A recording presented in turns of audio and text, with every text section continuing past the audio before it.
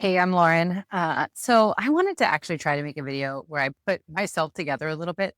I am not big on makeup and the way that I appear. I normally have been recording in TikTok and just using a filter because it's so easy. But I also know that's detrimental to the health and mental health of our women and girls and myself on this planet. And I make videos about minimalism and frugality and getting your life back and freedom and all of that good stuff, financial freedom, just freedom of spirit, if you will. But I realized too that I have my own internalized misogyny and oh, so much stuff. So I have been like, I think it's being new to YouTube and watching myself regularly and thinking, is that really what I look like? And I'll be 43 in March and I have some things happening that don't feel real.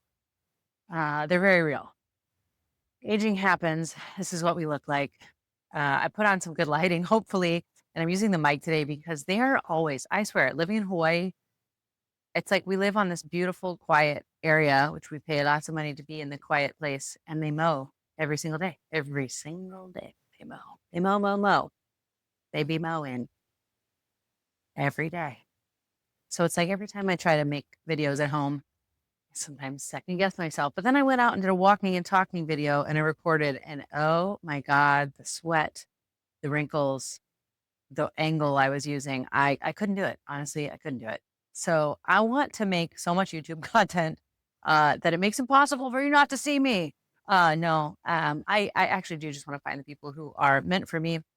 Actually, one of my favorite YouTube creators, I think his name's Seb, he was talking about how actually he discovered that only about 20% probably of the population will be drawn to minimalism and frugal living, slow living, if you will, different types of ways of looking at it from different angles. I like all those things.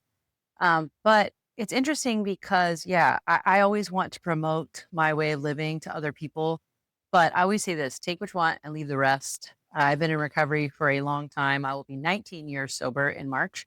And that's been a ongoing theme throughout my recovery. Take what you want and leave the rest. Um, the staying sober part, you should probably really seriously consider taking if you're trying to get sober. Um, but yeah, it's all just a suggestion. And I read the book Your Money, Your Life by Vicky Robin and Joe Dominguez. And then I read another book called You Can Buy Happiness and It's Cheap Too. And those two books were like my first two books on simple living, minimalism, and financial freedom and independence. And they work perfectly in conjunction, even though they're very different topics. But first, your money or your life, that your work, everything you do, the actions you take to make money, is your life's energy. That is your whole life. If you want to make money, you're going to exchange your life for it. So then when you buy a t-shirt or anything, you have to think, am I willing to spend X amount of time working for this thing that I don't get to take with me when I go? So I learned early on somewhat the value of a dollar. I think as I've gotten older and maybe the financial stakes have gotten a little higher with having children, uh, yeah, it's just gotten real. When I was in graduate school, when I first read that book, I was on student loans. I racked up 100K in debt, which thankfully I was able to pay off during the pandemic. And I, through blood, sweat, and tears, worked with my ex, and we had a beautiful, big, booming business, which he's now buying me out of. And I burnt out so hard. When I say I burnt out so hard, I burnt out, I mean, not homicidal, suicidal, but like, yeah, it wasn't pretty. And I think I couldn't do a whole lot other than stay home with my kids and like garden occasionally. And like I tried doing YouTube. Um, my nervous system was so shot after being a trauma therapist for 6 years and addiction treatment center at work and just doing all this kind of stuff. It was just so we were up against the dragon, and I personally am just not made for it. So anyway, I I'm not made for it. Some people are. My ex-husband wanted to keep the business. I was ready to sell it when we moved to Hawaii. So anyway, it's a short story for a different day. But what I'm trying to say about minimalism and frugality is that I have been on and off this journey since 2008. And I just want to tell you, if you're not doing it perfectly, or if you're like kind of picking up some ideas on minimalism, or you're starting to declutter because you just are tired of the chaos and the crap everywhere, awesome. Please, please come hang out, sit down, listen to this in the background while you're washing dishes or cleaning up or organizing or whatever. Maybe you're on a walk and you're really thinking about all the things that you want to change. And I think about this all the time. This is my Roman Empire: is minimalism, frugality, work, money, purpose, sometimes manifestation, higher power. But I love life. I love life. I love doing stuff. I love being in the ocean.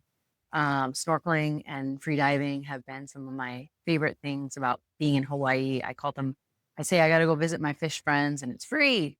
It's free to go visit my fish friends every day. And they're the coolest. I go and I just like get to be a part of their little world for a while. And I say, hello, hello. Oh my God, you're so cute. I love you so much. And then I get to go home, and I'll see them later. And I love the ocean. I love the beach. I love nature. Most of what I love in this life is free. The majority. I really like food that's not free, although it could be. Some people would argue it could be. But yeah, so I burnt out. I burnt the heck out.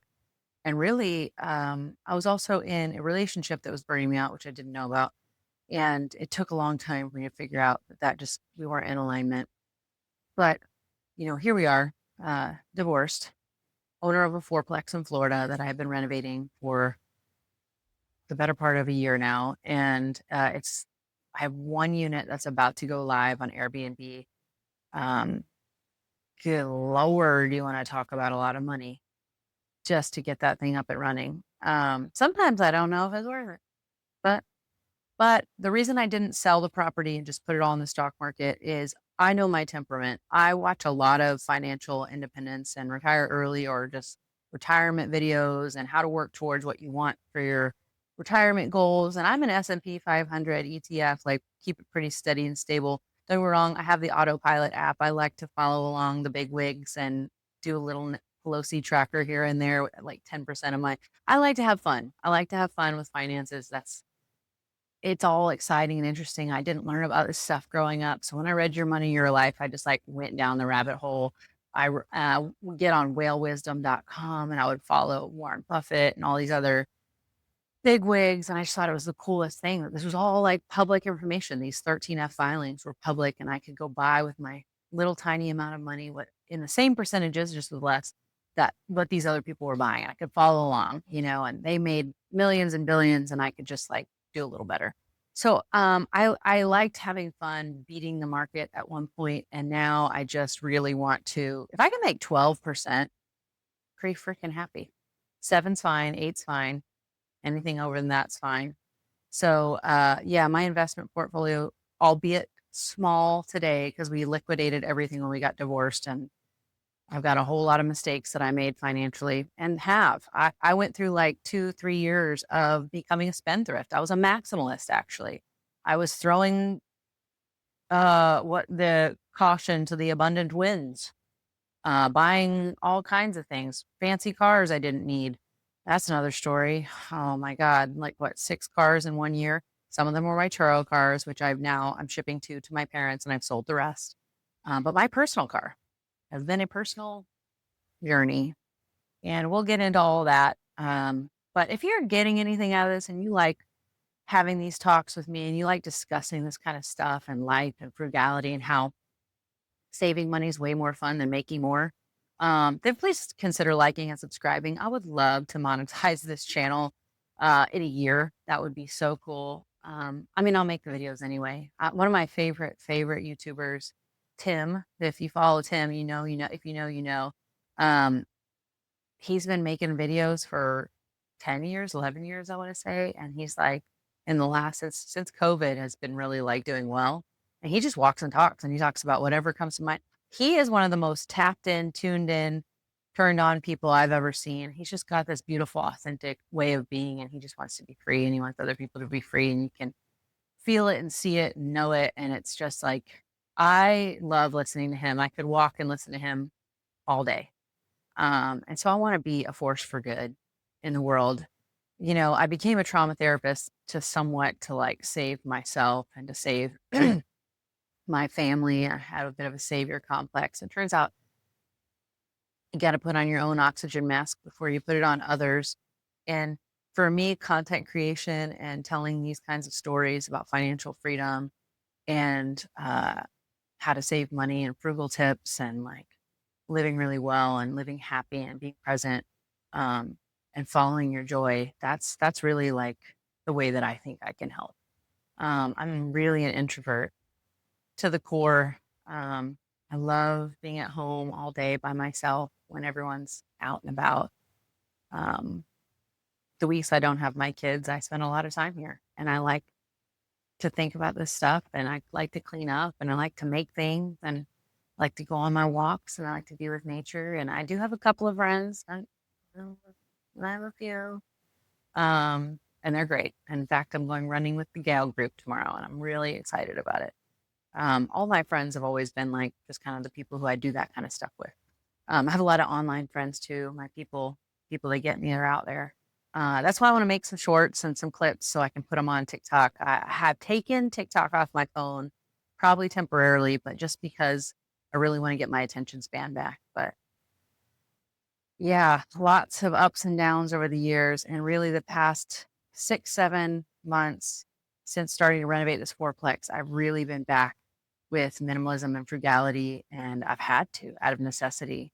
But I've also learned that like there was a couple of months where I had to drive Uber Eats and do deliveries, and golly, it was hard. It was work, and I can get kind of beans for it, and it was enough to cover the bills and put food on the table and keep everybody happy and floating along. But yeah, I regretted some purchases I had been making on Amazon. And then I started watching frugality videos on saving money tips again. And I started remembering all the things that I had learned. And I was like, oh, yeah, calming back down, getting a hold of myself and my finances after my divorce, after being in survival mode for a really long time, and saying, okay, maybe it's time to take a break.